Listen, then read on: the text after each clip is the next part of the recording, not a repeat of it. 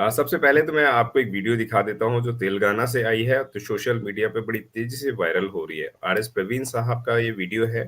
पहले इस वीडियो पे एक नजर डाल लेते हैं। చప్పట్లు కొట్టాలి. పండగల సాయన్న వారసులైన ముదిరాజుల ముద్దు బిడ్డలు ఈ దొంగలు ఈ దోపిడీదారులు भाषा मुझे लगता है समझ में नहीं आती होगी, लेकिन पब्लिक देखने में नजर आती होगी जो लाखों की तादाद में नजर आ रही है। यानी कि ये जो पब्लिक है, ये पेड पब्लिक नहीं है, ये बुलाई हुई पब्लिक नहीं है जो 100-200 रुपए के लिए यहाँ पर आई हो। जबकि आर एस प्रवीण साहब के बहुत सारे स्टेटमेंट्स ऐसे देखने को मिलेंगे। वहां बहुत सारे जो अपने स्कूल कॉलेज के स्टूडेंट्स के बच्चे हैं, अपनी पॉकेट मनी से भी बसपा को जिताने के लिए लगातार प्रयास कर रहे हैं। यह खबरें भी क्यों तमाम मीडिया से गायब हैं, कोई भी मीडिया इसकी बात नहीं कर रहा है। और आर एस प्रवीण को इस तरीके के कार्यक्रम को देखते हुए जो इन्होंने इतना बड़ा समा बांधा है, उसको किस नजर से आप देखते हैं? जो बहुजन समाज पार्टी की रैलियों की जो बात है, तो इस देश में सिर्फ बहुजन समाज पार्टी ही ऐसी पार्टी है, वो चाहे लखनऊ में रैली करे, चाहे वो दिल्ली में रैली करे, चाहे वो तेलंगाना में रैली करे। जी। इस देश की जो बहुजन समाज की जनता है, वो अपने पैसे से अपने समय को ध्यान में रख के बहुजन समाज पार्टी की रैलियों में जाती है। क्यों जाती है? क्योंकि उसकी स्पष्ट समझ है कि बहुजन समाज पार्टी इस देश में स्वाभिमान सम्मान का आंदोलन चला रही है। दूसरा, इस देश में बहुजन समाज पार्टी ही एक ऐसी पार्टी है जो संविधान का जो लक्ष्य है, जो बहुजन महापुरुषों की जो विचारधारा है, उसको आगे बढ़ा रही है। इसलिए लोग ये बात समझते हैं, इसलिए बहुजन समाज पार्टी की कोई भी रैली हो, लोग अपने पैसे से, भले से लोग गरीब हैं, वो अपने घरों से वो रोटियां खुद लेके आते हैं। रोटियां सूख जाती हैं तो उसको पानी में डुबा के खाते हैं। तो ये कमिटमेंट वो अपना समाज के प्रति समझते हैं। इसलिए बहुजन समाज पार्टी की जो रैली होती है, इस देश में किसी भी पार्टी की ऐसी औकात नहीं है कि जिस तादाद में और जिस मनोभाव से, जितना कमिटमेंट के साथ बहुजन समाज पार्टी के लोग बहुजन समाज पार्टी की रैलियों में आते हैं, इस देश में कोई ऐसी राजनीतिक पार्टी नहीं है कि उसकी रैलियों में बहुजन समाज पार्टी के 1/4 भी लोग, इतना जो कमिटमेंट है, इतना जो बहुजन समाज पार्टी के प्रति आस्था है, उस आस्था से उनके पास लोग आए। हमेशा कोई भी पार्टी हो, चाहे वो लेफ्ट पार्टी हो, चाहे राइट पार्टी हो, चाहे ईस्ट पार्टी हो, चाहे वेस्ट पार्टी हो, चाहे सेंटर पार्टी हो, चाहे हिंदूवादी पार्टी हो, चाहे ब्राह्मणवादी पार्टी हो, चाहे कोई पार्टी हो, इन पार्टियों को की जब रैली बुलाते हैं तो पहले या तो कैमरामैन को ज्यादा बुलाते हैं कि कैमरा इस तरह से, इस एंगल से लो कि 10 आदमी को 100 आदमी बताओ। और दूसरा, अगर 10 आदमी आते भी हैं तो उनको या तो बरगला के लाया जाता है, अगर बरगला के नहीं लाया गया तो उनकी जो है कीमत तय होती है कि आप अगर रैली में चलेंगे तो आपको खाना मिलेगा, आपको दिहाड़ी का, आपको शाम को पैसा मिलेगा, और अगर आप एक दिन दिहाड़ी छोड़ोगे और रैली में जाओगे तो आपको खाना भी मिलेगा, दिहाड़ी भी मिलेगी, तो आप रैली में चलो। इस तरह से लोग बहुजन समाज पार्टी के अलावा जितनी भी रैलियां होती हैं, इस तरह से लोगों को इकट्ठा करते हैं।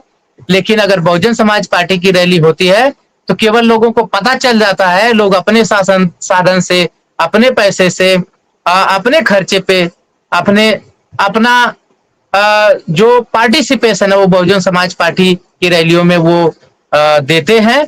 और इस कारण से बहुजन समाज पार्टी की जब भी रैली होती है तो छोटे मोटे ग्राउंड में नहीं होती है। आज तक का रिकॉर्ड है, लखनऊ में जो माता रमाबाई स्थल बना है, उसमें 25 लाख तक लोग आते हैं। केवल बहुजन समाज पार्टी ही है जो केवल 25 लाख लोगों की रैली कर सकती है। बाकी सारी पार्टियां, उनको इतना डर होता है कि वो छोटे छोटे स्टेडियम में क्या है रैलियां करती है कि भाई उनके लोग आएंगे नहीं, और आएंगे नहीं तो ये मैसेज चला जाएगा कि भाई इनके पास लोग नहीं है। इसलिए केवल बहुजन समाज पार्टी ही माता रमाबाई जो संस्थान है उसमें रैली करती है, और कोई भी पार्टी नहीं करती है। तो ये हम समझ सकते हैं कि बहुजन समाज पार्टी के प्रति लोगों का कमिटमेंट कैसा है। और ये बात मनुवादी मीडिया जानती है, और मनुवादी मीडिया अपने चरित्र से मजबूर है, अपने जातिवादी चरित्र से मजबूर है, इसलिए वो बहुजन समाज पार्टी के किसी भी नेता की अच्छी खबर जनता के बीच में नहीं पहुंचा सकती। कोई भी बहुजन समाज पार्टी का जो कार्यक्रम है, जो स्थानीय कार्यक्रम हो, जो जनता के लिए कार्यक्रम हो, वो कभी भी जनता में उसकी सही परिप्रेक्ष्य में उसको नहीं दिखा सकती। क्यों? क्योंकि इससे उसका जातिवादी हित जो है वो प्रभावित होता है। इसलिए इस देश की जो मुख्य धारा की मीडिया है, अपने जातिवादी चरित्र के कारण बहुजन समाज के नेताओं को, बहुजन समाज के कार्यक्रम को, बहुजन समाज की जो है इतनी बड़ी-बड़ी रैलियों को क्या करती है? इग्नोर करती है, ताकि लोगों को बहुजन समाज पार्टी के प्रति जो है और आस्था न पैदा हो। लेकिन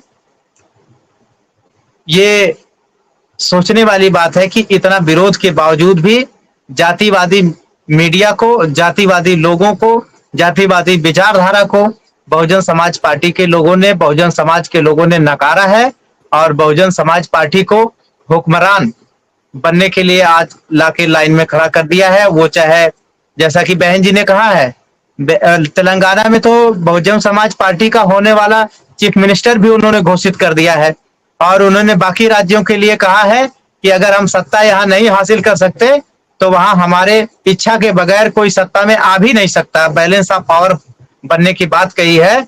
तो आज सबको दिख रहा है कि बहुजन समाज पार्टी, चाहे वो मध्य प्रदेश हो, चाहे छत्तीसगढ़ हो, चाहे राजस्थान हो, यहाँ बैलेंस ऑफ पावर बनेगी और ऐसा भी हो सकता है कि बहुजन समाज पार्टी का चीफ मिनिस्टर भी बने।